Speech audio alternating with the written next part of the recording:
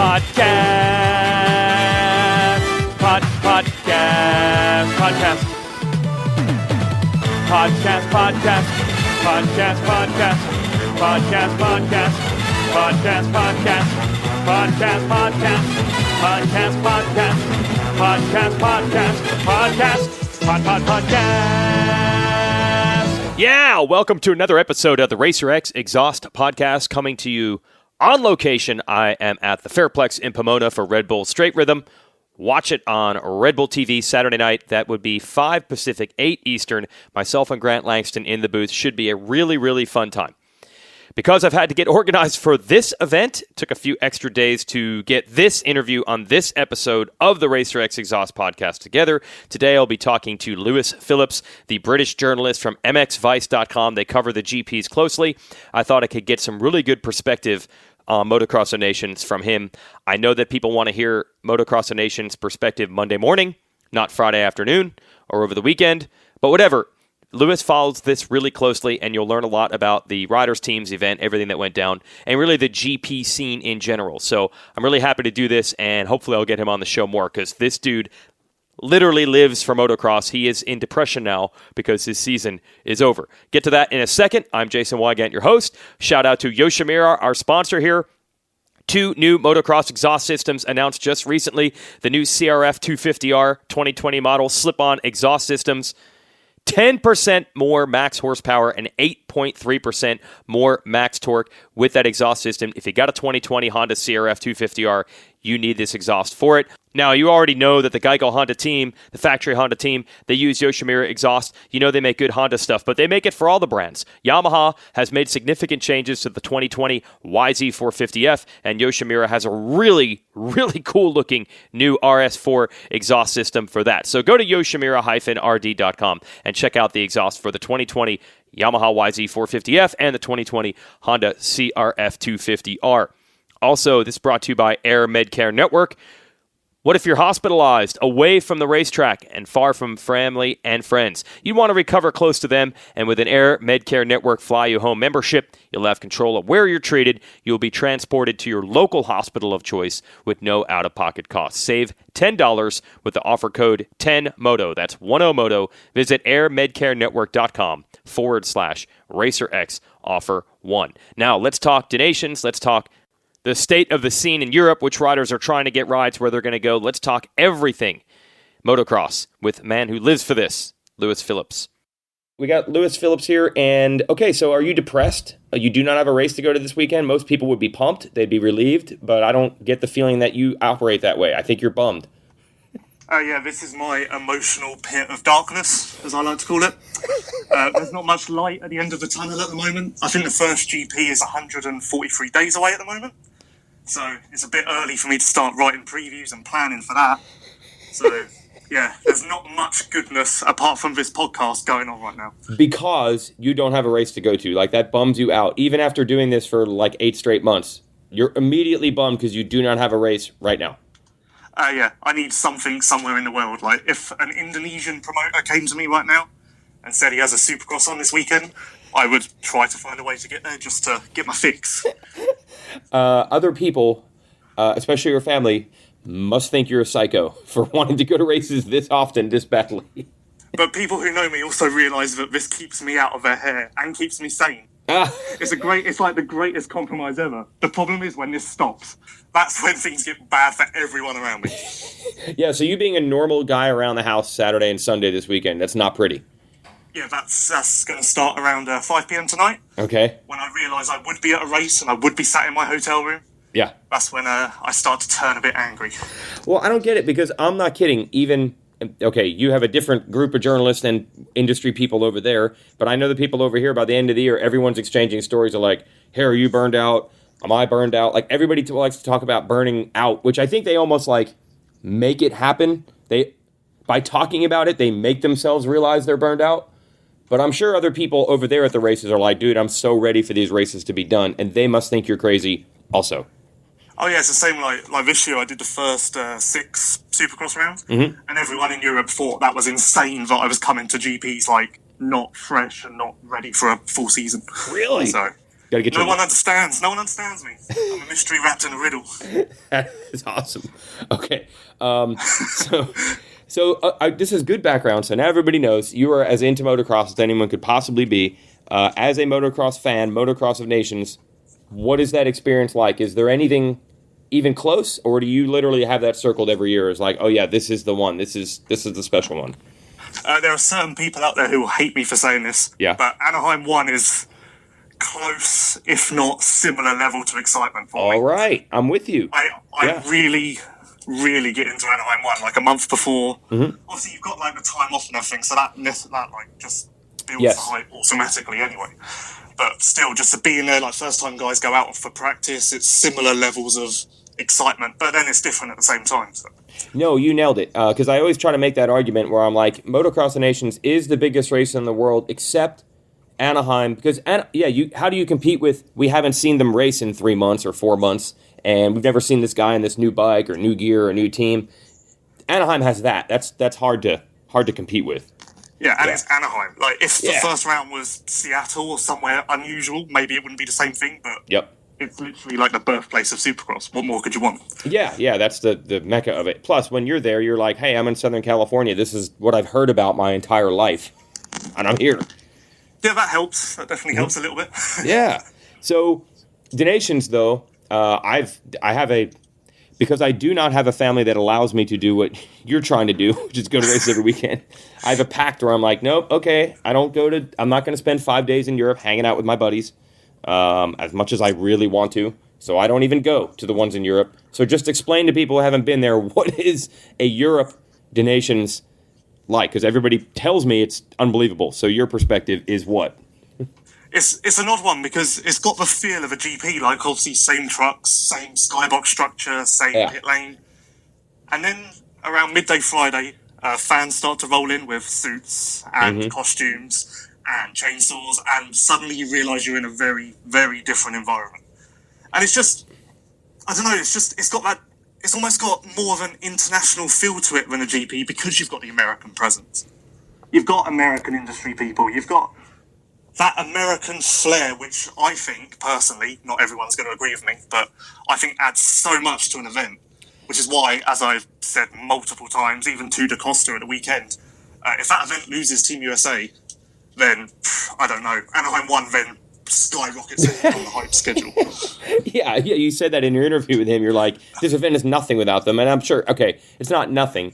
But in your mind, and look, you're the perfect example for it because you don't get to see whoever the 3 American riders are race every weekend. So that must be part of it then. This is the only time I get to see these guys. They got to come. Yeah, not even them, just like the teams and the crew and the industry people from America. Like, just having that presence there almost tricks your mind into going, cool, this must be a big deal if so-and-so's here and so-and-so's come. Oh, that's a good point. So you don't see at a regular GP. When they have a GP at Assen, and last year Hurlings even clinched the title there, so that was a big deal. Yeah. But even when a home guy is doing well at his home GP, it doesn't quite have that level of flair from the crowd as if the fans come for donations? I will say this confused me. I think the level of hype and flair for Hurlings winning his title at Assen was much bigger than the Netherlands winning on Sunday.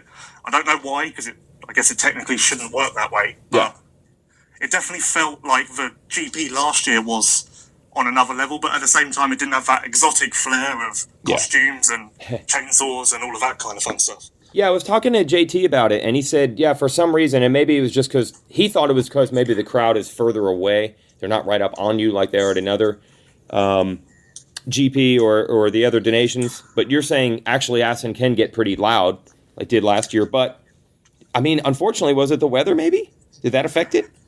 Yeah, I think that just affects everyone. Like the second you realise that you've not got a true all-out race and there's going to be a factor that no one really wants in the mix, it kind of does change your perception a little bit. Right. But I agree with JT. Like the people being not so far from the track, but removed from it, did take something away. Even down to 2 minutes after the final moto at Redbud, fans were on the track and walking across the track to get to the podium. Yeah. I looked for something similar at Assen, but fans were very confused about how to get to the podium. I thought I was like looking like, why isn't anyone on the track yet? Like, what are they doing? And I had a closer look, and there was just confused faces everywhere. Oh, didn't even know how to do it. Plus, they had like 3 hours to figure this out. It was almost obvious right from the start that they were going to win. They could have got a blueprint of a facility the Monday before and planned out their route if they were smart, but maybe they didn't want to tempt fate. So, yeah, compare this to France winning in France in 2015. That seemed like the craziest atmosphere ever. So this was not that. Yeah, but then that ERNA is a unique thing in itself because it's funny because it's almost the same as Assen as far as having all of the fans crowded into one place. Mm-hmm. But the natural version of that, and I guess that then creates more authenticity and just France. I think France are on another level as far as fans go anyway, so that obviously adds a lot. I see. Yeah. Well, dude, that'll be next year. And hopefully it doesn't freaking rain. It should be good. You've got to hope so. Yeah. You've got to hope so. We're definitely on a bad run. But 2016 at Majora, the last time it was sunny for the Nations, I was walking around saying to people, like, can you believe this run of good luck we're having? Like, it's September and it never rains for the Nations. Like, it's unbelievable. And since then, I'm now saying the opposite. Good job, bro. I didn't want to say that out loud because I'm not sure how much hate mail I'll get off of that, but it's a shame. Look, the Americans really struggled badly last year at Redbud, and then they were not any better this year. And a lot of the guys, even after Redbud, even like Coldenhoff was telling me then, you got to understand, like riding in cold, wet sand, like that's all we do. Now, I don't know how you live in England. I don't know if you ever really get to go over to Lommel where they ride all the time. Do you know, like, is this like, that's like 100 days at the track for them, the way the weather was for the Nations or even last year? Is that normal? Oh, yeah. Are you around for that? Yeah, like December time, all of the teams, they're out riding with coats on and hoodies and, like, they kind of feel like they have to do it. Like, there's no, you know what, the weather's terrible, I'm going to sit out today, we've got 100 more days to go before the first race. Like, there just seems to be a sense of, no matter what, I will be out there, and then that obviously helps them replicate conditions like we had on Sunday. So it's definitely an advantage because, like everyone knows, America doesn't have that same weather system, but no, I guess it's just part of it. Yeah. Why do they do all the testing there? Like, why don't they go to Spain or something in December or south of France or something like that? That seems crazy. They just stay where it's cold. That started happening more recently because like facilities like Red Sand have opened up in Spain. Mm-hmm. So there is now like a GP spec track to go to. But otherwise, if you're not going to go to a place like that, like Hurlings when he got injured pre-season before 2019, he was at a track that had like a natural bank built up on the side of a track to line it. Mm-hmm. And he hit that, which then caused his ankle foot injury. And he said to me, like, if I was on a proper track, he actually said, if I was on an American track that just had the yellow Turbis markers to line the track, I would have been completely fine. I would have just ridden off the track, came back on, and then continued with my moto. So, additionally now, we're not Europeans that aren't quite just riding on whatever they can find, like maybe they would have 10 years ago. They're actually going to these, I guess you could say facilities similar to like what you've got in Florida and obviously California and places like that. Oh, I see. So the weather, they're like, we at least know Lommel's a proper track, so we got to just keep using it. Yeah, and at the end of the day, that like there's enough sand races on the schedule to justify the fact of, hey, we've got to do this testing sometime. So right. So the American team tried to come early and get prepared, and it was awesome, and I think everybody appreciated it. But did you hear any like behind the scenes where people are like, yeah, but it's only a month. It's too different for them, or did people in Europe even buy into, maybe this will work, maybe they'll be good? Or did everyone know, like, yeah, dude, a month's not going to get it done. We've ridden this our entire lives. What kind of vibe did you hear about Team USA's chances coming into the race? I don't think people so much bought into the time that they were here, but I think they bought into the effort that, like, the Ice One team were putting into Team USA. Yeah. Like, Antti, the manager at Team One, he was actually... Ice One, sorry. Yeah. He was actually creating, like, a riding plan for the team. Like, so Wednesday, you'll go to this track. Yep. Monday, you'll go to this track. Tuesday, you'll have a rest day. Like... So they got the full GP treatment, which obviously they've never had before, especially not for a month before the race. So right. I think that structure kind of got people's hopes up. But then, at the same time, I think we all knew that the Netherlands were going to be ridiculously strong, which they were in the end. So I think that kind of, I don't know, hindered the way that people looked at Team USA's chances. But had something happened to the Netherlands, I think everyone thought they were in with a shot. Yeah, that was why I just kept running that just show up motto. I didn't expect for sure they weren't going to go out and just beat Hurlings and Koldenhoff straight up, just be faster than them. But I'm thinking, well, you just got to put yourself in the mix. That's all France did last year, and somehow it worked. But yeah, I guess now you look back, you realize you're playing long odds. You're pretty much counting on some disaster, weirdo thing happening to Netherlands 2 years in a row. And the odds are really we're not very good of that. Now that we look back at it, I'm like, maybe it wasn't as likely as it seemed. Yeah, because even if the Netherlands had had one bike break, that just would have been their drop score, and then no one would have cared. Like, they actually had to have some bad luck that they would lose 2 results, which then you're looking at an injury or 2 bike problems, which is almost unheard of. So. Yeah. And I think, from hearing some of the things Koldenhoff was saying, I think he knew he had such a speed advantage, and he got good starts and everything. I think he was even riding, well, okay, the bike could screw us here, so I'm going to even back it down a little bit to prevent that from happening. Oh, yeah, I said that to him, because I don't know, I was watching him, and I was like, okay, you're doing great, you're winning, like, good job, but this isn't the Koldenhoff that I've seen in the last 4 or 5 GPs. Like, what, are you not quite on that same level here? Like, you feeling the pressure? Like, it was very confusing for me. So then I put that to him after the race, and yeah, like you say, he said, I was just kind of hedging my bets. Yeah. And making sure that I actually made it to the line, because technically that's all what they needed to do. Especially in the last race. Like, they went into that knowing it was effectively done. They just had to seal it. Yeah, like, just don't touch the clutch, don't over-rev the bike, and don't fall down. And don't crash 3 times like Hurlings did. Oh, man. Okay, so yeah, I cannot believe this. So listening to some of the things Hurling said after the race, it was weird. Both in the Saturday qualifier and in the motos, he was almost nowhere to be found early. Then he puts in this unbelievable charge. So it looked like, he just needed to find his groove or he needed to get going. But then he actually said, no, the track was flat at the beginning of the races. And then as it got rougher, I could move forward. Dude, a track can change that much. He was literally like 2 different riders within a span of about 12 minutes. He went from couldn't move forward to no one could stop him in 12 minutes. That was crazy. Yeah, I was even surprised by that, because that is kind of Hurling's motto. Like, he will just kind of ride around for the first 10 minutes and then suddenly drop the hammer. Okay. So when I was watching that first moto, I was kind of like, okay, this is a bit less than what you'd expect, but it's still kind of his MO. Similar to Baggett in 2011 in a way. Yeah. But when I spoke to him after the race, he said, that it was a track. He could do nothing with it. It didn't really lend itself to his skill set. And he was basically riding around, getting frustrated, going like, what do you expect me to do? Like, I've got a flat track here. I'd love to double bumps and show just how good a rider I am, but I just can't on this track. But then how does that make sense that on lap 6 he suddenly went, oh, look, I've got a few ruts now. I'll go 6 seconds a lap quicker than anyone. Like, that's what I'm saying. I'm like, 6 laps. 6 laps, the track changed from I can't pass anyone to I can pass everyone. That's so crazy. I think he did beat himself up a little bit. From what I was getting, talking to him and like reading between the lines, it kind of felt like he was stoked that the team won, but he kind of wasn't overly happy that he didn't really show what he can do, because he's never actually gone 1-1 at a Nations, which, as insane as that sounds, so I'm guessing that's on his list and something that at least plays on his mind a little bit. Yeah, and I don't want anyone to throw shade here and be like, oh, see, he's just in it for himself. He did the right things, said the right things. He was excited for the team won. I think he understands they haven't won before and how historic that is.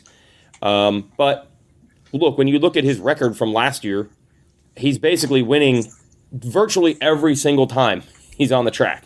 So, yeah, for him not getting 1-1, it just has to be shocking. He's just not programmed to not do that. What do you expect?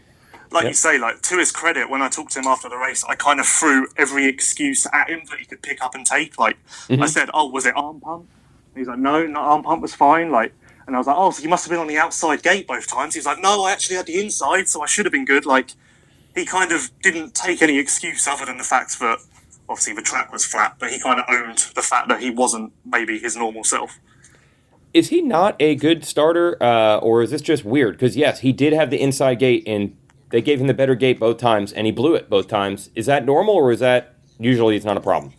He's not the best starter, but like 2018 when he won the MXGP title, the first 8 rounds, his starts were horrific. Like, just terrible. He was still winning, but they were just like, everyone was just shaking their heads like, what's going on? Yeah. And then they installed one of the little lights on the front fender that measures like RPM and all of that stuff. Yep. And suddenly he was a whole shot machine. So nothing's changed since then, which should technically mean that his starts are still that good. And they were in his last couple of GPs this year. Like Sweden, he came back and immediately got whole shots. So, yeah, but just didn't work out on this. You know what, though? I wonder if it rains and that grading is wet and everything, I got to wonder if it throws everything out the window. Like, even if the light says, this is 7,000 RPM, this is where you need it. I wonder if that all changes if it's wet. Yeah, he did mention that, but then at the same time, I guess, like, all of these guys have done that before. Like, even the Supercross guys, they've used a grate in wet races now. Yep.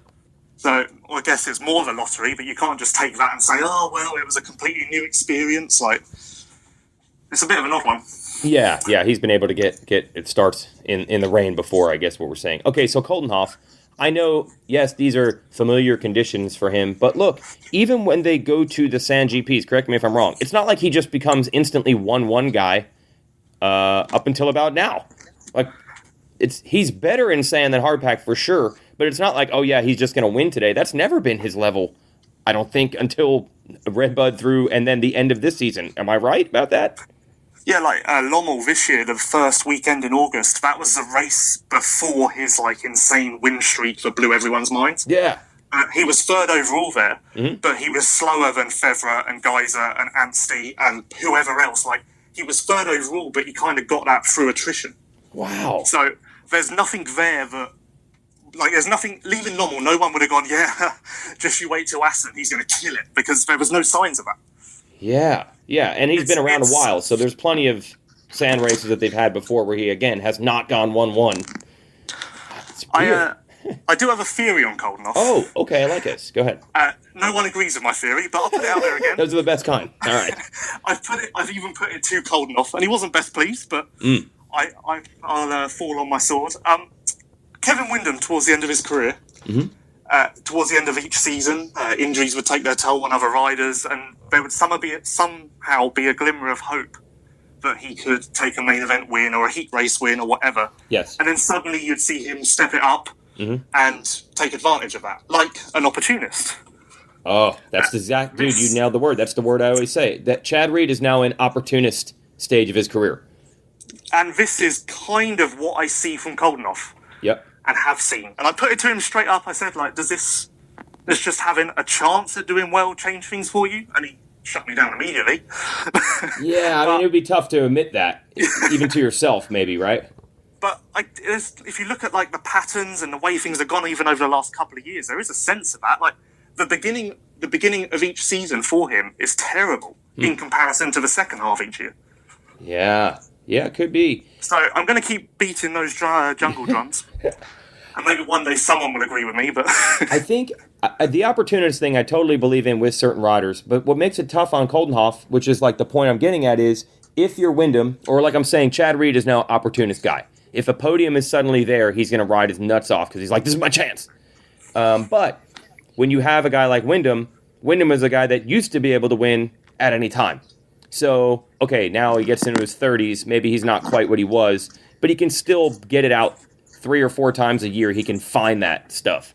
But Coldenhoff, if Coldenhoff was winning races like this when he was 21, I would get it. But he wasn't even doing that. So, oh yeah, like he won one MX2 GP in his career, and I think it was with a 3-4. Like, yes, there's exactly. No blueprint for this at all. No, like with Windham, I can't be 25-year-old Kevin Windham every single weekend, but I can be 25-year-old Kevin Windham tonight when I really need it. Coldenhoff is channeling something.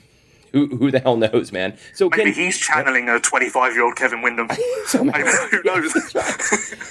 So with this run, does anyone look at it like, oh man, watch out for Coldenhoff next year for the title? Or does everyone, not an asterisk, but is everyone like, he's going to have to show he can do it all year before we get too hyped up on... He was pretty much the best guy in MXGP for the last 5 rounds somehow. Oh yeah, there is a lot of hype about Coldenhoff now, and like you say, people are starting to look at the beginning of next year and adding his name to the list of hurdles. Oh, they are. Prado. Oh, I'm not there. I honestly, if he was in the top 6 at round 1 next year, I'd be surprised just going off of his first rounds every other year. Right. Like I say, there's no proof that this happens at the start of the season, so why would that start next year? So that's kind of where I'm at, like, kind of prove me wrong. Yeah, no, I think you're making a fair point, but that is funny. Not everybody's thinking that way. Some people are getting caught up.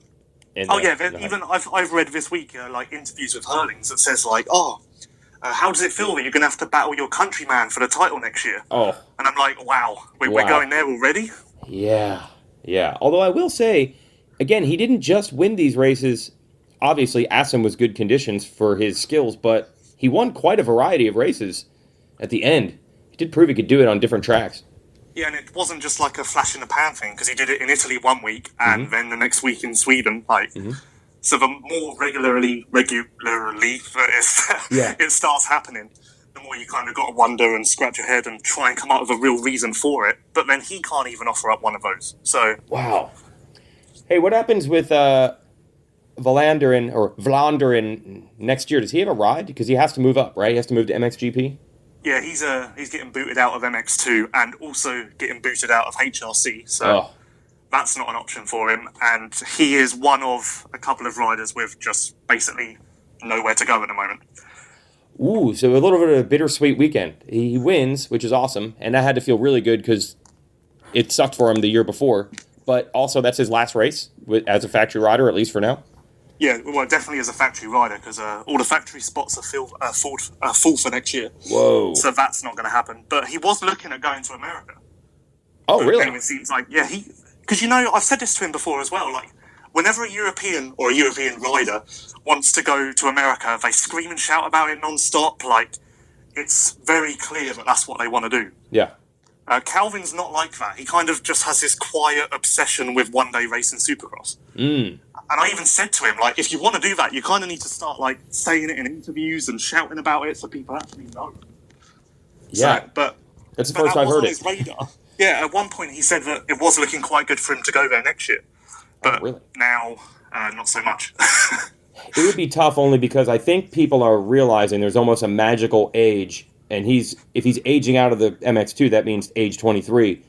I think a lot of people are going to say, dude, it's too late. You're too old now to learn it. Yeah, and he's even said, like, the teams that he was talking to, they immediately asked about his Supercross experience, and he said he rode it once on a 65.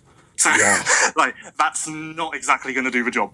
No. And I think, again, if you're 18 or 19, Langston told me he was the same thing, but he came over here when he was, I think, 18 or 19. He had a 5-year head start on learning it. And he was terrible his first year. And then by 3 years later, he was about as good at it as anyone, but that was 4 years of experience. So that would be a tall order.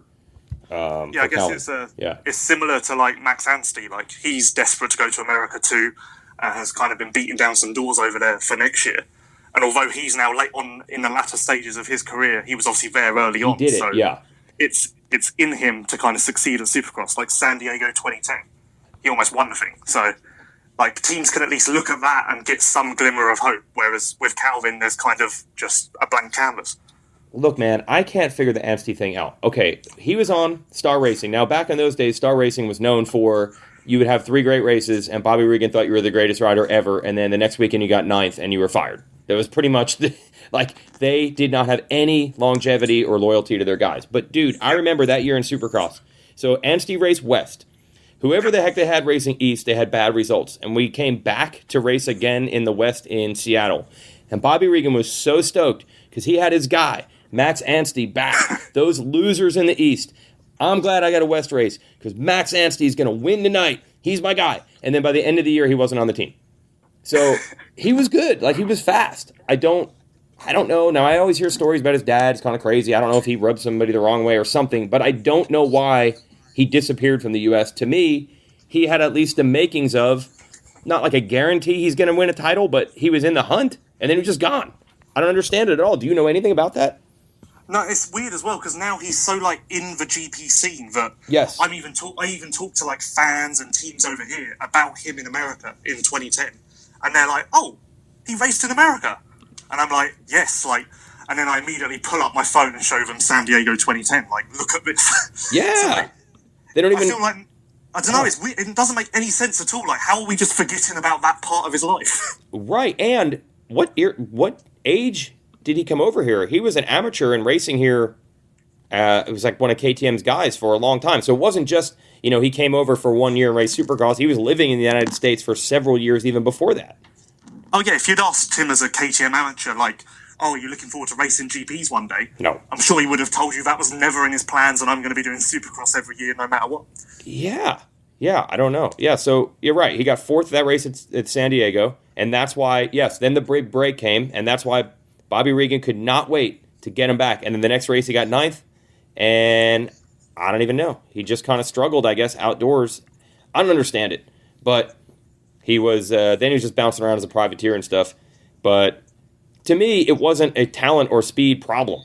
To me, something else must have gone wrong because he showed enough potential, I think. And he had been here as a good amateur. He had a decent track record. He seemed solid. I don't know why it didn't work out for him. And then it's even weirder to me to know that he's trying to come back, and even still, he can't even do it. It's not like he wanted to leave or something. That odd streak is even in GPs as well. Like, he got on the podium 3 times for Factory Husqvarna last year. Yeah. And they dropped him. Before Koldenov's incredible run towards the end of the season, he was in a position to win the Lommel GP. And then found out after that race he doesn't have a ride for next year. Like, I feel like we need to get the industry together for a meeting. You're right. Kind of see what everyone thinks is happening here. Yeah. Well, I do say in his GP time, he has been phenomenally inconsistent, right? He can be the best guy in the world or right there with the best in the world sometimes, and then other times you don't even notice him. That's what I see from afar. Is that accurate? Yeah, that is accurate. But then even that confuses me because if you talk to any team manager, what's the one thing they say? Oh, we just want that speed. Yeah, Show us that speed and we'll take it. Except for with Max. I don't understand. I feel like I say, there must be something going around these inner circles. Like maybe he's got photos of someone. Like maybe he did something we don't know about. I don't know. Yes, I agree. But teams will always say you're taking wins over consistency. You'd like to have both, but if you have to choose, you get a guy that can get you 3 GP wins a year or podiums here and there. Who cares where he finishes in points? So you're right. He has the formula they're actually looking for. It's weird. It makes no sense at all. No. There actually was, and this wasn't his fault. He was just a kid at the time. There was definitely, when he was on KTM's amateur team here, there was some drama, but that was like more with his family than him. I mean, dude, he was like 13 at the time, or 15. It had nothing to do with him. But I don't know. I mean, it does seem odd that he rides well and then loses rides. So what is he doing now? Does he know yet? No, he's just waiting for a phone call. I know he's definitely chasing up some options in America. And if you ask him, that's his first choice. Like, if he has a choice, he's going to America. Yeah. He's basically waiting for all of those doors to close before he takes one of the lesser rides in MXGP. So are they out there, for a guy like Vlanderen or even Max, like if they want to race GPs again, they should be able to find something? There are things out there? Max has an option. Oh, okay. Calvin, but we're now talking like privateer team level and like things that they would never choose as a first choice, I guess you could say. Right. Like, especially Calvin. Like, I heard Calvin was going to go to the new Jackie Martin's team. Mm-hmm. But now that sounds like it's not happening. And if you look around, there isn't much else out there. So, Calvin told me he has 2 options in GPs. And for the life of me, I cannot figure out where they would be. Yeah. Because there's just no room. Nope. Yeah, and they're dealing... It's the same thing here. The Suzuki team and JGR are in a perilous position right now. We've been very lucky, actually, in the United States, where everyone is saying, the industry's struggling, people aren't buying dirt bikes like usual. But because there's actually 6 factory teams, which there's never been 6 factory teams before, and a couple of them have decent support teams, like the team Baggett's on, for example, there's been more really good 450 factory rides than actually ever. It's something like 24 or 22 really good rides, which is an all-time high. So people want to complain that bike sales and budgets are not what they once were, but it's actually, there's more rides than ever until someone finally gives up on it. I mean, they're all... Yeah. You've now got 6 brands fighting over the same piece of pie that used to be 4. So someone's going to give up on it. And that might be Suzuki. They're in a really tough spot right now. So if that happens, you're going to lose a whole bunch of rides. Yeah, there's just not room. That's the whole problem. There's just not room. And I think that Suzuki problem is affecting some of the guys over here looking to go. Sure. So there is even that trickle down from America, kind of the hub of the industry, as it were. Yeah, and the GP paddock and what people are doing. Yeah, and the GP paddock already got hit with the same exact thing, 3 years ago, right? Where Suzuki shuts his program down, and then those guys like Jasikonis did get a ride, but then that takes a ride from somebody else, et cetera, et cetera. Yeah, like I always say Suzuki could come back right now and have a team of Max Anstey and Calvin Vlanderen. Right. That is an amazing team. That's right. It's a really good point. That is a factory-level team, but for some reason, both of those guys have nothing. It's weird. Yeah, and JGR Savacci should happen, is supposed to happen, was going to happen. They should have Joey Savacci, but they might not go racing. So it's the same thing. There's talent available. That's not even the problem. They just got to find the money. But I would imagine, if you look at it, there's a pretty obvious line. Suzuki was doing really well. Roger DeCoster leaves, goes to KTM. I would imagine that KTM pretty much just took all of Suzuki's market share and bike sales and all that. I think that's pretty much how it worked. So, 2 enter, 1 leaves. It's pretty much how it's going to work. Yeah, because I guess if you look at it, KTM are effectively what Suzuki were with Roger. I think so. It's a completely different manufacturer and background, but they've kind of just replaced each other. Yeah, I don't know what people say about Roger over there. It's funny. On this side, Roger is the team manager, or was the team manager. Now he's even above that. But for years, he was always the team manager. And this is funny. You would hear other team people be like, that's ridiculous. He's not a manager. He's not a good team manager. Roger's overrated. But I think the thing that Roger does that doesn't get enough credit is he's the only dude that's outspoken enough, gnarly enough, and has enough credibility where he literally can change the culture of an entire company to give him what his race team needs. So, I mean, most of the time, these team managers here, they're just like a position. They can't go to Japan or go to Austria and say, nope, I'm not taking this. I need X, Y, and Z also. And he makes it happen. That's the magic of Roger DeCoster. But you don't see that on a daily basis, so I don't think people know. But yeah. I guess it's like clout, almost similar to the Ice One team here. Like Kimi Räikkönen owns. He's not involved in the day-to-day running, doesn't go to races, but there are sponsors and people who look at the fact that it's owned by this Kimi Räikkönen guy. Oh. And they're like, wow, what an amazing effort. Interesting. I never thought of it that way. It's kind of completely different, but circles back around to the same core meaning of a thing. Yes, because what you hear a lot of times is, and even in Suzuki's case, I keep hearing people say, oh, they have the money, they want to spend it somewhere else, or they think, oh, the effort we'd have to put in to rebuild all this and win 450 titles again that's too steep of a hill to climb. So, back in the day, it took Roger a long time when he was at Suzuki, but after, say, a 5-year span, he was able to change that culture and change it from, it doesn't matter, we'll never win, we're just throwing money into a black hole, and he convinced them, no, we can do this. It took a while, but he did it. And then, obviously, KTM, I'm sure, must have felt the same way. Like, there's no way people at KTM are like, yeah, we could win Supercross races within the next year, but he managed to get that to happen. That doesn't happen automatically. Look, your company's owned by a company. Like, convincing your bosses of what you think, that's the hardest thing on earth to do. But Roger actually can do it. Yeah. He's not just a soldier. He's actually able to talk to the generals and say, you need to give me this. So yeah, because at the end of the day, no matter who his boss is or someone in his position, he has seen it, been there, done it more so than the person who's making the decisions. So right, they're interested in doing the right thing and keeping their job. They're going to listen to that guy. Gosh. Hey, so on the MXGP side, KTM actually didn't end up winning the championship this year. It just has to kill them. It just has to kill them that it didn't work out with the 2 best riders you would have thought going into the season. It's unbelievable.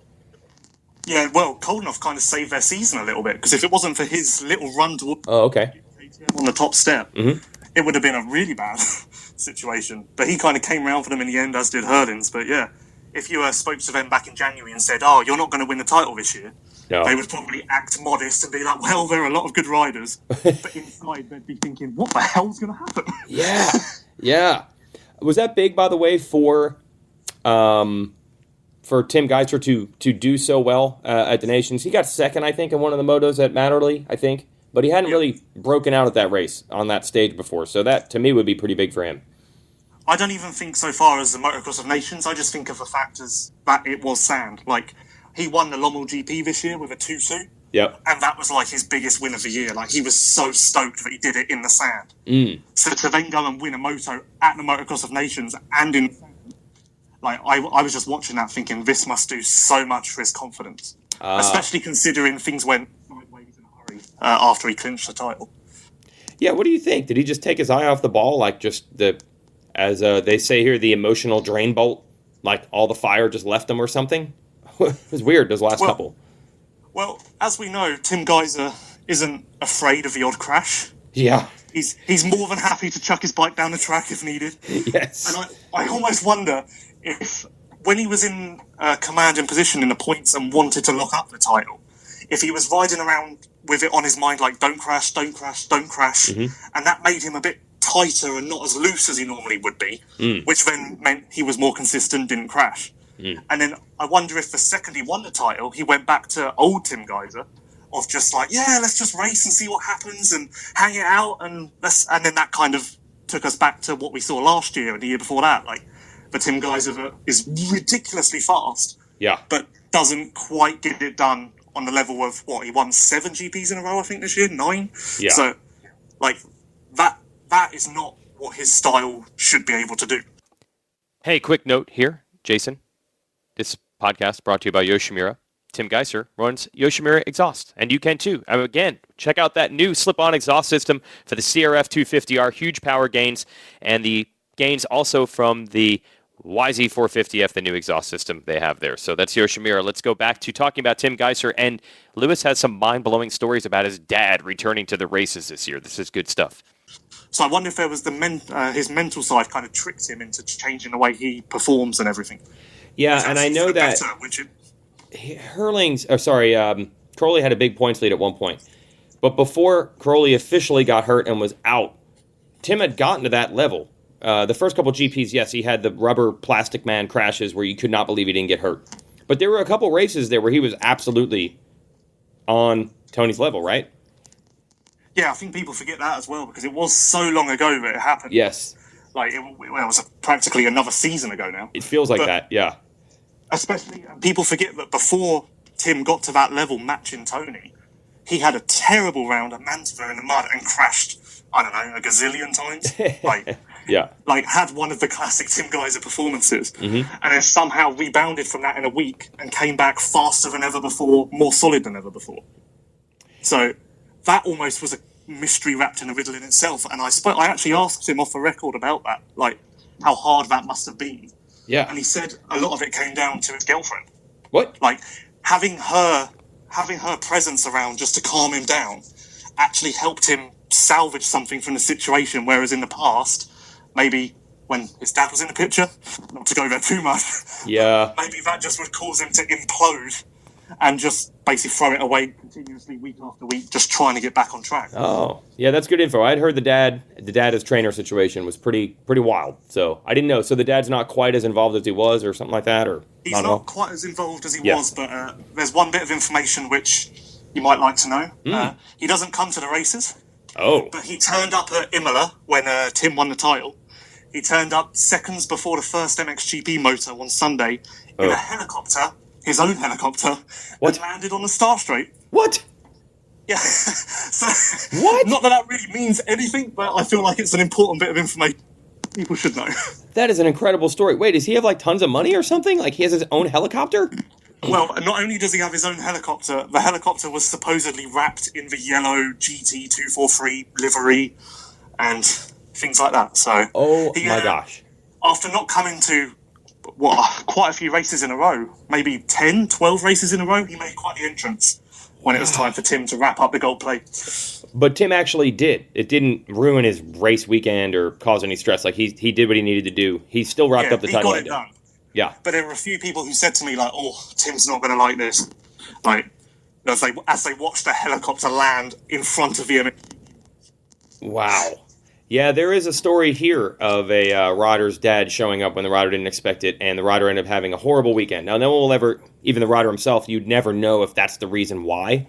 But it doesn't always work like it does in the movies. You know, shows up and it's the greatest thing ever. Yeah, I'm not sure what movie Tim's dad was trying to emulate when he decided to land his helicopter. That's incredible. Incredible. Hey, KTM, so they have a new unknown in MX2, and inevitably he'll be awesome and be getting podiums because whoever they put in that bike, Tom Vial style. So is Rene Hofer, like, do we just pencil him in, like, 6 months from now, everyone's going to be saying, dude, who is this guy? He's killing it. Well, there's an interesting thing with him because Rene is Austrian. Yeah. As everyone can imagine, like, for KTM, this is big. If they can mould this Austrian into a title winner, that's, like, the dream scenario for them. So I think there was a bit of reluctance on KTM's side to push Rene up to MX2 for next year because they wanted to keep him in EMX for another year, properly try and mould him into a future champion, give him all the time he needs, all of that fun stuff. But Rene really wanted to get into MX2 as quickly as possible. And obviously, that's what's going to happen starting in 2020. But I think he can be good. Like, he didn't necessarily light the world on fire in EMX this year, but then Tom Vial definitely didn't do that last year. So that, I don't know, EMX 250s is this amazing thing, and everyone, like, it's an amazing thing for GPs, and it'd be great to have it everywhere in the world. But we're starting to see that maybe the results don't mean as much as maybe everyone thought when the class first came around. Oh, so there's not the one who does best in EMX, because it seems similar. They're on 250s, they're riding the majority of the same tracks. They don't do every race, but they do a lot of the same ones. It doesn't necessarily just whoever wins there 2 years later is just the best MX2 guy. It doesn't actually seem to work that way. It was like that at first, because like Thomas Olsen won EMX 250 in 2016, came to MX2 in 2017, and immediately finished third in the series. So that was amazing, and that got everyone excited. And then the next year, Morgan Lesiardo won the title. And since then, he's now a privateer who can barely score points in MX2. Oh, wow. But I imagine then in the same way, that must have put the fright into some teams going, oh, hold on, we need to maybe double-check this before we jump into anything. But Tom Vial was 8th in EMX 250 in 2018 and won just one moto. What? So there was nothing that should have indicated that he would be as good as he was this year. Yeah, but this is what I'm getting at. This is what would indicate it. He got on that KTM 250 SXF, which is ridiculous. So I'm saying Rene Hofer will be good next year. He's on the bike. You put anyone on that bike, they're instantly good. Well, yeah, if you look at it like that, maybe he'll be even better than Tom was, because Tom was coming onto that team for the first time this year. Rene's been under that awning and around those people forever now. It's not even a transition for him. He's just going out in a different class. Yeah, as soon as I saw the press release, because I think, weren't there rumors at one point, because they had to pay Prado and Crowley and Hurlings, that they might only have one guy in MX2? I thought I'd heard that. But yeah, when they were trying to push to keep Rene down in EMX 250, that was the plan. Just run Vial and see what happens. Yeah, I see. So I was like, if they have a second guy in that class, whoever it is, they could pick Lewis Phillips if they want. He'll be whole-shotting motos. So I would like to think that, yeah. I'd like to believe that. Yeah, there you go. There you go. So I'm like, oh, Rene Hofer, that's the guy who's going to be whole-shotting motos next year because he's on that bike. He's quite small as well, so he's got all of the characteristics that KTM like in a 250 rider. Oh, it's crazy. Yeah, I guess we need to talk about Prado here a little bit. That donations thing was really cool. Like, I think it played out as a good story where he showed, hey, he really does have potential. He could really mix it up, but then, he's going to have to learn. Like, you got to see all of it in one weekend. All the talking points, all the storylines going into next year. He gave you, like, the full menu at donations. I thought that was good. Yeah, like, in a way, he showed just enough to stop people from freaking out and saying, it'll be terrible, like, but then he didn't show so much where we all sat here saying he's going to be amazing, watch out Jeffrey, watch out Tony. Like, it was kind of just enough to keep people excited and wondering what's next, but not give us the full package of what we're going to be seeing at round one next year. Yeah, because look, Crowley wasn't there, Hurlings didn't have a great day. Like, if he had won a moto or even gone 1-1, people would be out of their minds right now, I would think. Yeah, and that, well, when Hurlings stepped up to MXGP in 2017, winning at the Nations the year before that, Majora, was what killed his rookie season. Oh. Because he won the Nations individually and sat there thinking to himself, wow, this is so easy, this 450 thing. I've got this nailed, it's no different to MX2. And then he didn't try as hard or put as much effort in during the off-season. Kind of rested on his laurels a little bit. And then got to the first round in 2017 and was like, okay, so the Nations was not a good thing to judge the MXGP class off of, which is effectively why his rookie season in MXGP just did not go to plan at all. Why he came in out of shape, why... I thought he'd just been hurt a little bit, but there was a little more to it, that for rookie year. No, he was hurt, but then by he was hurt coming in, but then by round 4, he kind of said to me, like, yeah, like, stop talking about the injury. That isn't it. I'm just underprepared. Like, I wasn't ready. Like, I'll admit it. I wasn't ready for this. Dude. Should be winning. You're so lucky over there. I don't know why. Europeans are just way more honest. They just are. I don't know what the cultural difference is. I don't get it. You listen to MotoGP riders, and I'm like, why are they saying this stuff? The riders are just more honest. I don't know what the difference is, but that's good for you that you get this actual, real, honest info from these guys. A guy like Hurling's level here would never say that. Oh, yeah, like, Hurling's every single week I interview him. He says stuff, and I'm like, do you want me to put that out? Like, are you sure that's okay? Like, even after the Nations, it would have been so easy for him to go, yeah, I'm stoked, we won. Like, I don't care about anything else. Yeah, It was a perfect day. But instead, he stood there with a mic in front of him, beating himself up and saying, yeah, I failed, I should have been better, blah, blah, blah. Like, he doesn't take the easy route as far as interviews, but then I think that's why he's so popular and why he's got this kind of cult following. Yeah, I try to explain to people all the time. We do our best to put GP coverage on the RacerX site, but I can tell you the numbers. Like, people really aren't that interested in it. But they are very interested in Hurlings. So he's almost bigger. I should not say he's bigger than the series. That would be ridiculous. But I feel like on the American side, at least, there are people that just want to know what Hurlings is up to as much as they care about who gets third in a race or who's leading the points this week. And that's probably why. It can't just be the riding. It's got to possibly, I would think, that personality thing bleeds over a bit. Yeah. He is a bit more, I don't know, maybe he is a bit more of an American personality as far as, like, you look at him and he's not a stereotypical Euro. Like, he is a bit outspoken and he does do some cool things and, like, I don't know, he's not that old school Euro that everyone knew from 2005 to 2010 who kind of just stays in their bubble and doesn't really do much. Like, he's got cool sponsorship deals. He puts himself out there. He'll talk a bit of trash on social media. Like, kind of, I don't know. I kind of look at it as that American model of rider or person. Yeah, he definitely talks trash, and that's rubbed people the wrong way. But you've been there for a while. You've interviewed him a lot of times. Is he actually he might talk trash in the other riders or believe in himself as a competitor. Is he actually okay to deal with for you, like as a media guy? Or there's like, oh, dude, he had a bad day. Don't even go near him. Like, how does that part work? No, he honestly, I don't know what it's like for other journalists or other media, but he's amazing to me. Like, back when I first started around, like, 2016, I was a nobody. No one had seen me. No one knew who I was. Mm-hmm. And then I spoke to him a couple of times, and he was completely fine with it. Like, he could have quite easily told me to go away and, like, what's the point in talking to you? Yeah. And then after I'd interviewed him once or twice, I walked into the KTM truck, and someone from KTM, not knowing who I was, like, what are you doing here? Blah, blah, blah. And Hurlings actually came down and was like, oh, no, it's fine. I spoke to him a few times. Wow. Which, like, that, he could quite, like I say, he could quite easily see me coming for an interview and be like, no, just, kick him out of the truck. I don't want to deal with this. But he's more like, he's even said to me, like, why do you want to interview me all the time? And I'm like, because you actually give me information. Like, stop saying interesting things and I'll quite happily leave you alone. That's right. Yeah, exactly. That happens here, and I almost feel bad. There's some guys, seeing Cerullo is such a good interview, it's like there's times where I feel like, well, we can't interview him 19,000 times more than every other rider, but damn it, stop giving us such good stuff. I don't want to have to run an interview with you every week. The other guys deserve some love, but you're just too good at it. Yeah. It's almost like when it was revealed that he was going to be out for the first half of the MXGP season this year. Mm-hmm. I was flying to Argentina, and in the back of my mind, I was kind of like, right, how do I replicate the amazing Hurlings interviews with other him? Like, because basically the checkered flag goes out for the last race, and the very first thing I pick up my microphone and I'm like, so then when he's not there, I pick up my microphone and I'm like, okay, where should I go?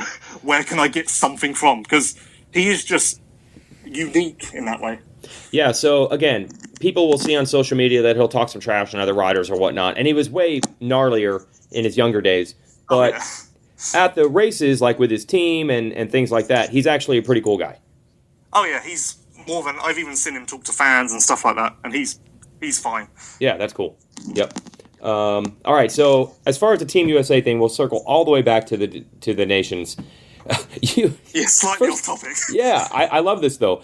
Who got that footage? Was it someone from MXVice that got that magical footage of Cooper crashing and taking Anderson with him?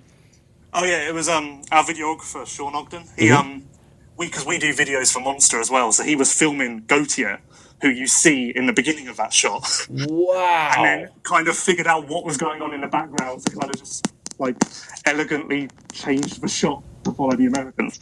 But I was thinking about that this week when Anderson got landed on at Majora in 2016. Mm-hmm. Our videographer also caught that. I'm now wondering if we need to keep him away from Anderson. Yeah. At all costs, just because twice is a bit of a unique scenario. I didn't see that. So there's a different angle of him getting landed on from MXVice? Yeah, we had like our own video of it rather than MXGP TVs or whatever. So, wow. Okay, so yeah, that was horrible and it didn't work out. Now, back in the day, I know, Team USA had a really dark period in the early 2000s where they didn't even come a couple times. Then, once they got it back on track in like 2005, it seemed like all of a sudden they went from where they were the enemy team and the fans hated them and didn't want them to win to then they became rock stars somehow. I don't know how that flipped. But then it was like the fans were all over them and they wanted autographs and they wanted to get pictures. And that was going on from 2005 for a while. Is that still like that now? Like, were the fans all over like, oh my gosh, I can't believe they're here. Does that vibe there at this race? Oh yeah, it's there at the race. It's there before the race. Like when I post, obviously, like the team announcements for each country, the numbers on the USA story far surpass the Netherlands, Britain, Belgium, France, whatever. Like I'm so concerned that one day Team USA won't come because I think the reality of what would happen would shock quite a lot of people. If they didn't turn up.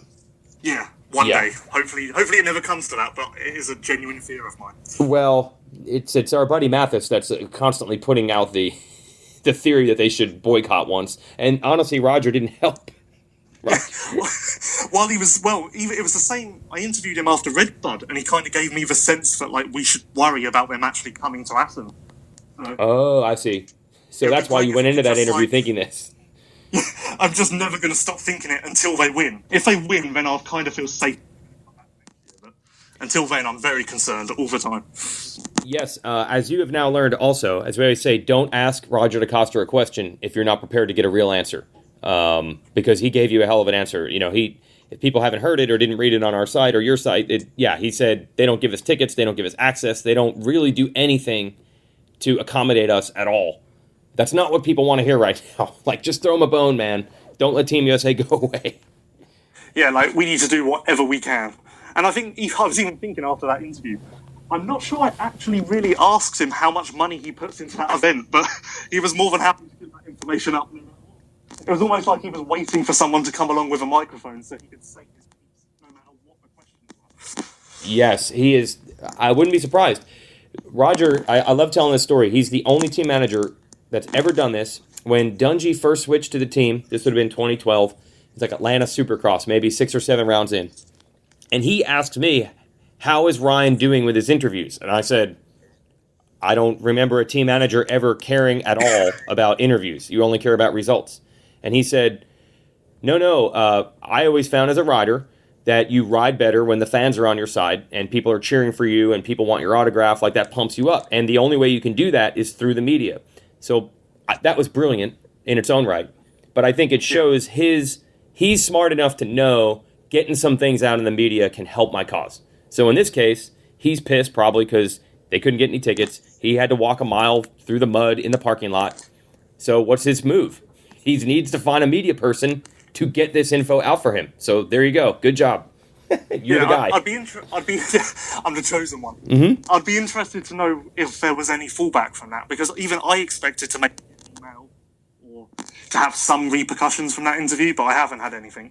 So I don't know if he's maybe had conversations about it, or if it's appeared on the radar over there at all, like on the AMA side or anything. But yeah, actually, there was one little gem in that interview that really stuck out to me. Okay, he was talking about how much Husky put in, Star put in, and he was like kind of putting a figure to each team, and then he said, and the AMA a little bit. Yeah, he did. And I was like, "Oh, okay, so you're going to go there now."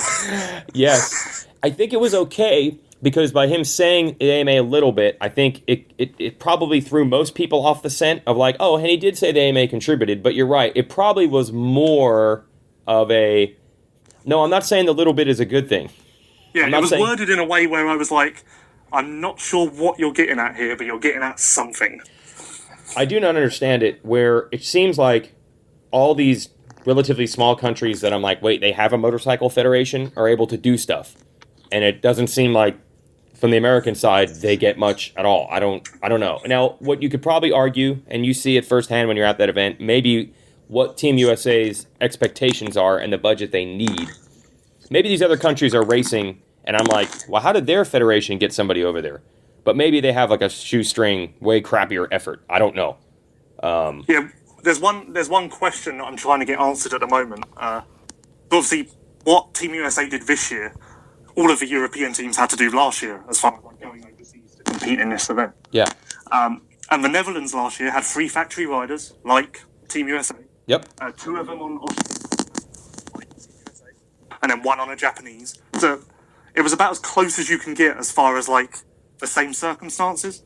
So I'm chasing up the Netherlands now to find out how much it cost them to go to Red Bull to kind of see what the, I don't know what you call it, just to kind of see what the differences are there and whether it is a true figure that just has to be done, and that's what all of these countries are doing. Well, I can't imagine that the Netherlands are putting 300 grand into this event. No, well, what we've stumbled on now is this Team France argument where it is true, yes, Koldenhoff and Hurlings were on factory KTMs at Redbud last year, and Vlaanderen had a Honda at Redbud last year, but what we don't know is, did the Netherlands pay for that, or did the Honda and KTM teams here or there say, yeah, no problem, we'll just consider it one extra race and we'll just handle it? That's the ultimate mystery, and that's this battle with France, right? The Red Bull KTM saying we pay for it, and France is saying no, we pay for it. We don't know. And actually, on that subject, France don't shy away with their budget either, because at Assen they had 2 hospitality suites. Yeah. Not just one. They typically have one just special FFM hospitality unit. Wow. They now have 2, so they might be giving the USA's $300,000 a run for their money here soon. Wow. Yeah, the French effort, I've tried to say this to people, okay, they finally did lose, but they won several years in a row with tough circumstances, and they'd still win. I was amazed when I saw their operation at Redbud. It was so organized, so well put together, maybe a little over the top. This year having 2 hospitality tents, maybe that's over the top. But, you know, I was talking to Osborne about it, and he's like, yeah, they have their own chef and their own doctor and their own masseuse. But all that stuff, the 2 hospitality tents doesn't, but all that stuff does help, I feel. Like, they have a real organized effort, and I think it's not a coincidence that they're putting all that effort in and they're doing well. It's not just luck. They're making their own luck, I feel, with that effort. Oh, yeah, like, you know how much, like, the mental side plays into this thing. Yeah. You've got to think for Gautier or Maxime Renault or Jordi Texier or Febvre. Like, just looking at what they have at their disposal at that race must just make them go, huh, you know what, I'm going to be all right because I've got everything I need here. Yeah. Yeah. Especially when they go to, like, Redbud overseas and, like, foreign circumstances like that. Yeah, but they have their home away from home. They did you get to go over to the French truck last year when they were doing their, I guess what you'd call their victory speeches? You were over there, weren't you?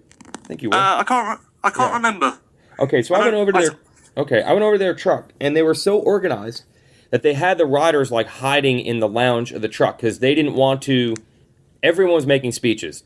I don't know, they were French, so I have no idea what they were saying or who these people were. But it was like, no, the chef is going to get his chance to make a speech, and the riders are going to sit in the truck where the fans can't see them because the chef needs his chance to have the spotlight for 30 seconds. So even their victory speeches under the tent in the truck privately were carefully choreographed, which to me spoke volumes. I'm like, dude, they've got every part of this race, which has so many variables, so many things can go wrong. They've got a lot of that figured out. Now, I finally caught up to them this year. They probably had no chance anyway. But damn it all, they should have had a podium, really. Well, you could almost say, have they started to believe their own hype a little bit by thinking, we can just take what we've got because we've got this perfect circumstance. Yes. Maybe there's a little bit of that there, and this has kind of brought them back down. Yeah, that's a good and we point. actually need our best riders. Who knew? I know. It is a good point. Now, it's kind of funny. I'm here at Straight Rhythm for a Red Bull event, but I'm going to say, I mean, we all know Red Bull is super careful with their branding and their logos. Villemin's like, hey, look at Dylan Ferrandis' hat last year. It was the French hat, and they just had, like, jammed a monster claw on there. Now, I am sure they offered that to Red Bull, and Red Bull doesn't. That's not the way Red Bull works. They have a very, very, very strict standard of who gets to wear what it looks like. We're not over-branding. We're not under-branding, as they call it. So I have to say, I feel like a little bit of the lack of flexibility was on Red Bull. Now, I guess the other argument would say, well, then France just say he doesn't have to wear the French hat at all, I guess. But I don't know if that's fair either. But I have a feeling that's partially Red Bull being like, no, we don't stick our logo on your hat. He wears our hat. That's the way it's going to be. At the same time, you've got to look like the hats last year. They had a Rockstar rider and they had a Monster rider. Mm-hmm. Both Rockstar and Monster have kind of symbol equivalents to their logo. Yeah. So, like, rather than the whole Monster Energy words, they have just the claw. Same with Rockstar with a star. Mm-hmm. So you can tuck that quite neatly into the corner of a hat like they did last year. Yeah. Red Bull do not have that kind of smaller symbol logo. So that was never going to work. It was already going to it was always going to be an argument and a change to what they had established as the norm. Yes. So it was never going to work. No matter if everyone was happy with that position just wouldn't have worked for Red Bull in the first place. No, so exactly. So when I hear it was an argument over the size of the logos on the hat, it really wasn't. There was never going to be a small logo on the hat. It wasn't an argument over the size of the logo. It was literally like, you're going to wear a hat that just says France only, or you're going to wear a hat that says Red Bull KTM only. There was never going to be this magical hat that had both logos on it. Well, interestingly as well, I went back through the hat archives. And the last time that a French Red Bull rider represented the team was Marvin at Ernay. Okay. And that year, there were no energy drinks. Not for Rockstar, not for Red Bull. It was just a blank FFM hat. Oh. The next year, 2016, was what we saw at Redbud, where suddenly there was a little symbol sewn on there in the top corner. But since that was kind of introduced in 2016, there had not been a Red Bull rider on Team France. So they were always going to have this kind of baptism of fire at some point. And it's almost strange that it hasn't happened sooner than now. Okay, so you're saying Marvin at Ernay had a French hat. He did not have a Red Bull hat. Yep, and same as Romain, who was a Monster rider at the time. He didn't have a Monster logo on there or anything. So 2016 was where it changed for France and the energy drink. That's my point. I'm not saying that France maybe shouldn't have just bent and been like, hey, we need you on the team. You don't have to wear our hat. But the group that was being inflexible here is Red Bull. Like, that's the way I see it. Like, they weren't going to compromise. They're like, you're our guy. You have to wear our hat. Now, I guess you could argue, and I guess that's the argument KTM's trying to make, well, the French team needs to eat it and just let him wear the damn Red Bull hat. Yeah. But I could see it both ways. Like, France probably saying, well, we'll give you some logo space on our hat, and Red Bull saying, no, we don't play it that way. He has to wear our hat. We're not putting our logo on your hat. It's just going to be so interesting to see what happens from here, because is there never going to be a Red Bull rider on Team France? I know.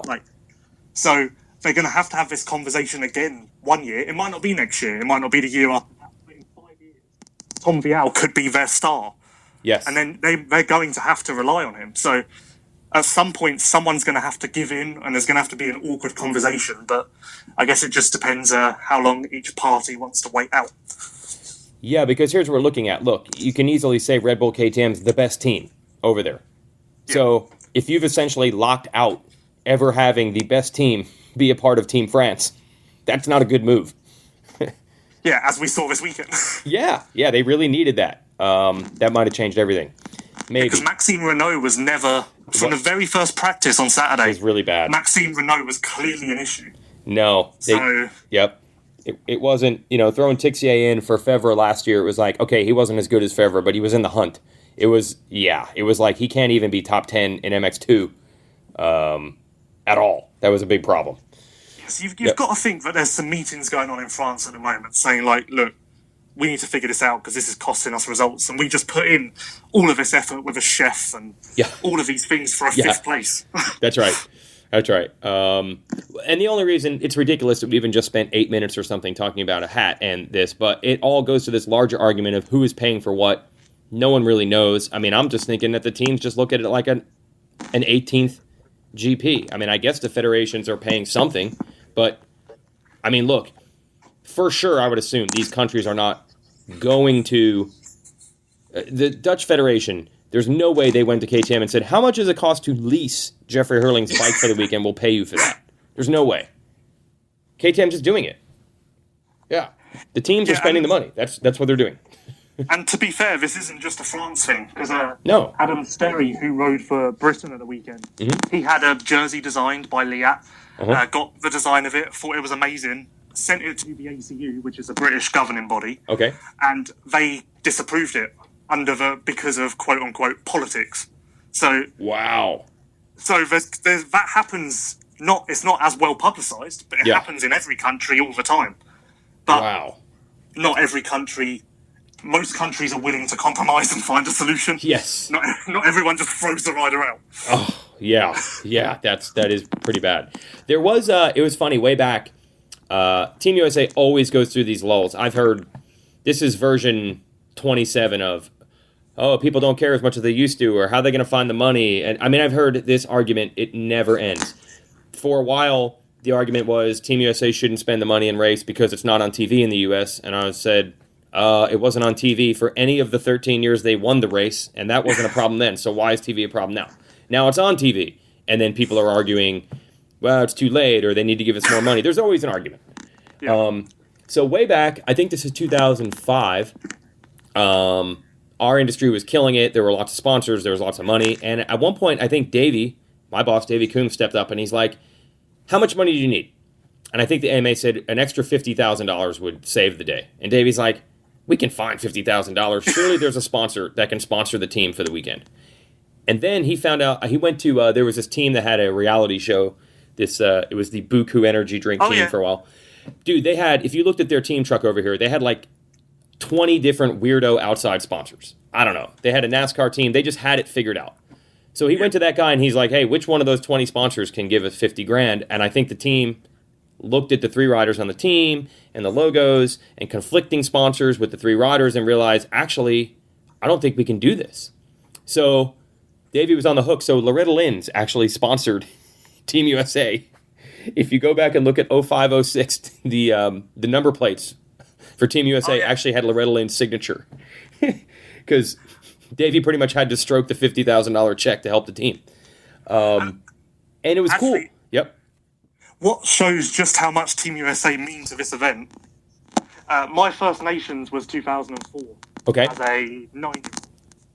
And obviously Team USA didn't go that year. Yeah. And then I went to Ernay the following year as a 10-year-old, just in case you can't follow those years and those math. Okay. And I was there solely to see the Americans. That was all I was interested in. Yeah. And now looking back, I remember Ernay as my First Nations experience. I almost forget I was at Leerop in 2004. Because it didn't have, like, I obviously I can't really read into my mind that much as to why I don't think of it like that. Yeah. But it makes sense. It must just be purely because it didn't have that flair, that Team USA flair and that excitement, which, as a 10-year-old, that was the biggest thing in my life, seeing Ricky Carmichael on a track. Yeah. So that's the point. Like, it was like they've already tried the idea of, wait a minute, there's a lot of exposure out of this race. This race is a big deal. Surely, for some company, it's worth getting on board to sponsor this. And that, I guess, there's just, when you have three different riders, often three different teams, you can't bridge that gap. So they've already tried that part, too. So unfortunately, we're always going to be stuck with this. It costs too much money. What are they getting out of it? Et cetera, et cetera. I also feel, I don't know if it's different over there. The teams, when they win races or in GPs or they win the championship, that's a big deal to the team. Is KTM putting out win ads to say, yes, our riders won the nations? I feel like the country wins and they just happen to be on bikes. For whatever reason, I feel like the manufacturers don't see it as a victory for them. Honda's not celebrating winning the MXGP overall with Geiser in this race, I don't feel. I'd agree with that, definitely. Yeah. And it's weird. I guess, sometimes you see teams celebrating, but that, last year, Tixier won, and he was riding for a French KTM team. So then obviously the team does see that as a victory because they want France to win. Yep. But when you're looking at Red Bull KTM, Hurling's mechanic is Australian. and then his team manager's German, and so I guess it is an odd thing. And even Prado said, at the Nations, he isn't as involved with Red Bull KTM as he is normally. He's away under the Spanish Federation's truck, hanging out with those guys. Yeah. So even from that sense, the riders are even taking themselves out of that normal environment and putting themselves almost in this team fully invested in the country atmosphere, and I'm riding for Spain or whatever. Yeah, and that happens even on this side. We have a lot of mechanics in the United States that are not American, and then they go over. I mean, Mathis always tells the story. He's Canadian. He worked for Team USA 1 year. I'm trying to remember the convoluted... I believe when Marvin was on the team, I think his mechanic, Dungey's brother, worked for Red Bull KTM as a mechanic for a while. He's now at Geico Honda. Yep. But I think he was there working for Marvin that day. So Ryan Dungey's American brother was working for the French team, essentially. And I don't know what the point of all this is, except maybe to say, even for the manufacturers, they can't advertise a Nations win in the same way they can winning a GP or a Supercross or a National or a championship. So it even makes it a little bit harder on them to justify the money. Because in the end, they don't get the glory. The country does. But they're the ones spending the money to give the country the glory. Yeah, and at the end of the day, like a similar race series, Red Bull KTM have got Hurlings under the tent, who won the Nations, and that's amazing. Yeah. Who didn't do as well. So they've still got to, even at the race and in that environment, they've still got to manage for different situations, similar to being on Pro Circuit and having Adam win the 250 title, and 3 other riders who didn't. Right. They struggled that day or something. Yeah. So I don't know if it's solvable. It would be interesting to see who spends what. I don't know. Maybe we're getting to that point. Maybe this conversation is happening enough where it was on the verge there with KTM and France, where I was on the verge of someone actually saying, we spend this, they spend that. It almost happened, I think. Maybe Roger will he could be the guy. The floodgates to open. He would be the guy. He said $300,000, so there you go. Yeah, and a lot of countries now won't feel as bad about their figures because they'll be like, oh, if I say I spent 100, that doesn't actually look that bad now compared to the 300 the Team USA spent. No. And unfortunately, the French model proves that if you spend a lot and do it right, it does unfortunately make a difference. Like if you try to do it at 100,000 instead of 300,000, it is not the same. You got to have your people. That's how racing works. A lot of countries now do fundraisers and sell merchandise. So do you ever think Team USA will go down that route, or is it a pride thing? Actually, they should, because it's funny. Say the International 6 Days Enduro, that's like a staple of it. You got to sell T-shirts. So I don't know why they wouldn't. Because honestly, that's the other crazy, and we've been on the phone for an hour and 20 minutes now, so we could go on for another half hour. The other crazy disconnect is this is the race the fans care about the most, but the manufacturers care about the least. So if you could somehow channel that fan support into helping the teams, that would be perfect. So maybe that's what they need to do. Yeah, Great Britain, they sell VIP packages to fans. And the Friday before the Nations each year, they rent out a hall in a hotel somewhere. And then have the riders answering questions from fans, signing autographs, and that raises some of the money with the people. Yeah, spending time with the people who have technically paid for them to be at the race or whatever. There has been years where the AMA does that. I know in was it in England in 06? Where was it? Matterley was 06. Yeah, Matterley 06. I know the AMA had a package. We even had one of our guys do it and cover it as a story. But I don't know if they ever pitched it as this money is actually what allows the team to race. I think if you have to add that part in, and then people will be all in. Yeah, that's just going to encourage people no end. Oh my gosh. I mean, what really didn't get spoken about much is that Tomac and Cianciarulo didn't race. Maybe on your side they looked at it like as a B team, but here I think everybody knew this was probably the best team we could have had anyway. Cianciarulo's not great in sand, oddly, even though he's from Florida. Yeah. And I talked to several people about it.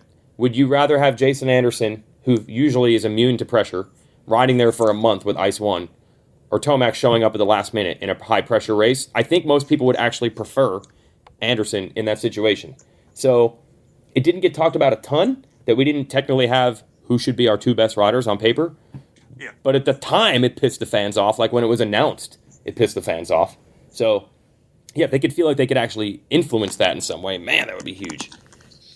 Yeah, and I guess it pissed the fans off at first because it's that initial shock factor. Yes. But then, like you say, once you actually look at it in depth and start to pull the thing apart, you're like, hey, this actually might not be as bad as we first thought. Yeah, and that bailed Kawasaki out a lot because, okay, USA struggled, but, I mean, did you hear a single person at the race say, oh, man, but what if they'd had Tomac and Cianciarulo? Did anybody say that? I heard a few people say that about AC, but nothing about Tomac. Exactly. Which is odd that they'd say that about AC, considering on Saturday Justin Cooper did more. Like, there was no way to improve on that. No. So having Cianciarulo there on the Saturday, all he could have done was match what Cooper did. So I was confused why people were starting to bring that up. Yeah, for a little while, and even Cooper ended up having a bad day just because he crashed. I think still even looking back, you'd be like, nah, I would take my chances with him again. That was weird circumstances, and if that doesn't happen, maybe he wins MX2, like, possibly. So, oh yeah, because one thing that people maybe haven't noticed from the video of the crash, both Team USA riders were around the top 10. I know. But, like, I think Hurlings was outside of the top 10, and Calvin was maybe around 10th. France were very stagnated. Like, no other country was in such a good position, so who knows what would have happened had one Team USA rider chose to collide with the only other Team USA rider on the track. Right. If you, the first lap of this race in these miserable conditions, if you come around and you're 5th and 7th, and you just get this feeling like, oh my God, it's coming together, it's working. Who knows what that momentum leads to for the rest of the day? Especially considering, I think we can all say that Cooper wouldn't have just dropped back and struggled. Like, he proved enough where, I think, say he started 8th, he could. So, who knows? It's one of those things, like, you're never going to find out because what happened. Well, I think the one thing that... Go ahead. Go on. I just think that it would have been better than maybe people realise. Like, I still think Team USA were the second best team. Yeah, I think what takes the sting out of it is at least the Netherlands didn't put a wheel wrong the whole time, so they were going to win anyway. So if one of those guys' bikes blew up in a moto and then another guy crashed and they got a 14th and they had to keep that 14th, then I think you would be looking back at that first lap crash forever wondering, oh man, what could have been. In the end, they would have got second maybe at best, but they weren't going to win against the Dutch team having a perfect day, I think, anyway. So there you go. It takes the sting out a little bit, I think, instead of going nuts with the what if. Yeah, because if you look at it, like, the Netherlands dropped to 10th. Like, it's rare that someone who manages that loses an Yes, they were pretty much perfect. So, as I said, they had to just show up and hope that someone gave them an opening. There was no opening. No one gave them an opening. Yeah. And if you want to, like, put the just show up thing into effect, Team Estonia finished 4th simply by showing up and taking advantage. That's right. Stuff like that. Yeah. So it does work. It does. It's just, there's no automatic way to say, we won't be the ones that have the bad luck.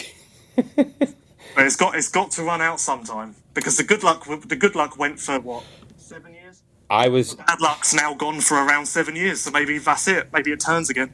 I used to note that, it's the job of you and I to really look at this stuff deeply. Like, honestly, when Team USA would win, most people just would say, yeah, we're the best, that's why we won. And I would really look at it and be like, if you really look at how the race played out, it wasn't dominating. A lot of it was good luck, man. It was, dude, the amount of times that it looked like Team USA wasn't going to win, and then magically in the third moto, the other team would crash in the first turn, and the Team USA guys would start 1-2. It happened all the time. A lot of it was luck. I think part of the reason that maybe we didn't acknowledge that as much as we do now, like the luck factor, is because Team USA do have this mystique around them where you see them on the top of the podium, no matter how they got there, and you say, oh, it's the USA. Of course they would have won. Exactly. So, I agree. I think even now, if they win next year at Ernée, which I think they will, like in my gut, I'm like, that will happen. I think they'll be stood on top of the podium and we'll all automatically go back to, well, it's the USA. Of course they were going to win. Like, I kind of feel like we haven't lost that. It's just been buried by bad luck and subpar results. Yeah, and I guess that's the overall problem with the event. It's too easy to take one day of racing and try to make these grand sweeping. So now the narrative is, the American team just isn't good enough anymore. And then if they win, it'll be like, they're back to being the best. When really it's weirdo things happen in motos on one day, and that has as much to do with it as the quote-unquote level of each country. Even when Team USA wins, a lot of times it's just weird stuff happen in the motos, and that's why they won. And when they lose, a lot of times it's just weirdo stuff. And the idea that you can, from one race, figure out who clearly is the best, we probably overdo that part. Yeah, it's crazy because, like, as fans and journalists and whatever you want to call it, if there's a mud race in a series, we all look at that and go, oh, it's a mud race. But then of the nations, we don't. And I think it's because That's right. Everyone loves the nations so much that they want to believe what they're seeing and they want to invest themselves in it. They don't want to just brush it off. They want to just fully have that nation's experience no matter the weather and what happens. That is an awesome point. I think that nails it the best. You want to know the answer to this question so badly that you don't want to throw this evidence away and be like, yeah, but it doesn't really answer the question. You want to believe that this is the real answer. Yeah. Like, can you imagine, like, on the Monday after the Nations, when all the hype's still high, if you just put a story on Racer X that said, well, it rained, so what are you going to do? Like, we'll see next year, hopefully. Like, everyone will be like, but it's the Nations. Like, yeah. I want to believe. Well, yeah, I can't do that because exactly, if American journalists say that, we will immediately be told, you guys are just making excuses. You have to admit you got beat. And the reason people want you to admit you got beat is because, you want this result to mean something. You don't want to just say, like, it's whatever, it was muddy and we crashed. No, you want it to be a deeper meaning. So you can't just chalk it up to that, although you're probably right. In a mud race, any other weekend, you'd be like, nothing matters. Yeah. And hilariously, like you say, you're held to a certain standard by being an American journalist. Oh. Somehow. It's tough. I'm not American. I'm sure everyone can tell by my voice. Yeah. I'm now held to that same standard because as people can probably tell from this phone call, I believe in Team USA and I love Team USA. And now I have people in the MXGP paddock, when I make excuses, I guess, for Team USA or whatever, they even say to me, like, oh, of course you'll say that, you're biased. And I'm like, well, no, but listen to my voice. I know, it's tough. Somehow I've been put in that little pen with you. Yeah, dude. Yeah, that's why a long time ago, Chase Dallin and I decided running the website to be like, we cover it like regular journalists and we cover every team the same. We don't make it about how's Team USA doing. We just write about the race. Because, dude, it's so hard. Like, if you say one thing like that, you immediately get skewered as being biased. And it sucks because in any other race or any other sport, right, whoever loses, you talk about the reasons why they lost. Yeah. But at the Nations, it's like, nope, those aren't reasons. Those are excuses. We don't want to hear it. So you have to be very careful with how you say this stuff. And that's why, heck, when I interviewed Tomac, Barsha, and Plessinger at the end of the race last year, they were smart enough to just say, we just got beat. Now, privately, they were super pissed about the way the track was prepared and things like that, but they knew better. Don't give any reasons because they just sound like excuses. Don't say it. Don't do it. It's even like after the first moto on Sunday, like I put out a tweet, like just something along the lines of like, just thought, no matter what happens to Team USA today, they can't be judged on the results because there's been a crash. And like, if you look at how Anderson came through after the crash, that was impressive. And Cooper was impressive because he actually got up and continued. Mm-hmm. And they should be applauded for that alone. Like, screw the results. And I got shouted at because apparently I shouldn't look at Team USA like that, and I should judge them solely by the fact that they should win no matter what. So, well, I think now it's flipped where you're supposed to judge it by they shouldn't ever win because they're just not good. I think that's what. Well, that's true. That's what people want you to say, and I don't know, man. That could be true.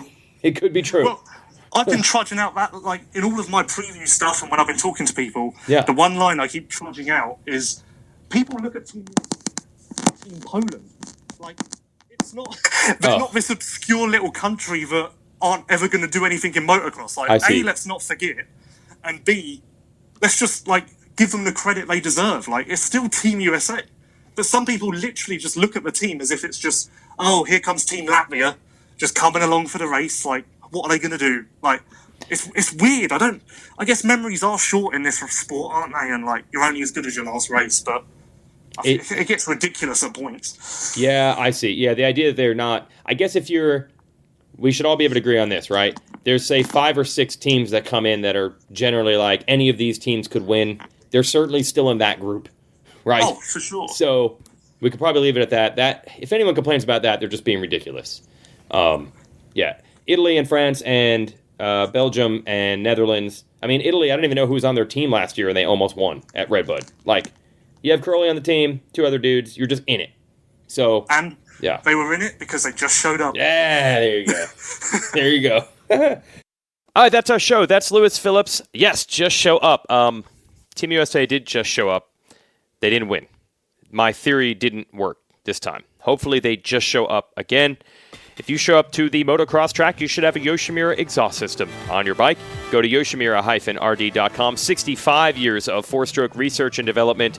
Yep, the factory Hondas, both here in the U.S. and over in Europe, use the Yoshimura exhaust, but they've got stuff for a variety of brands and bikes, including, you just kind of look at the photos at how cool the new Yamaha YZ450F looks with that Yoshi exhaust, so check them out. That's our sponsor. That's me. This has been a long show. I thank Lewis Phillips. I thank you for listening. I got to get to meetings. It's Red Bull Straight Rhythm this weekend. Listen to it on Red Bull TV, or actually you can just watch. We'll have the embed code at racerxonline.com. I got to go. Bye.